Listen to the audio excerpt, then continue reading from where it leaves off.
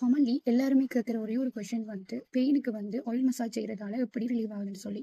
உதாரணமாக வந்து நீல வர ஆர்த்ரைட்டிஸை பார்த்தோம்னு சொன்னால் நீ ஜாயின்ல இருக்கிற கார்டிலேஜஸ் வந்து ஒரு தேய்வு ஏற்பட்டு ரெண்டு போன்ஸுக்கு இடையில அது வந்து உராய்வு ஏற்படுறதால pain, stiffness, difficult to move இப்படியான கண்டிஷன்ஸ் வரதான் knee osteo arthritis.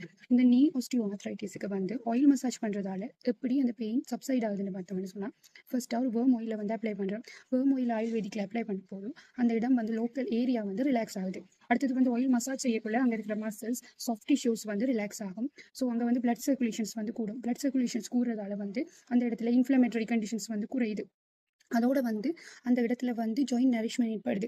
So pain, stiffness, difficult to move இப்படியான கண்டிஷன்ஸ் வந்து ஆயில் மசாஜால் இப்படி தான் ரிலீவ் ஆகுது. ஆயில் மசாஜ் செய்கிறதால கார்டிலேஜ் எகெயின் ரீஃபார்ம் பண்ணுமான்னு சொன்னால் அப்படி இல்லை.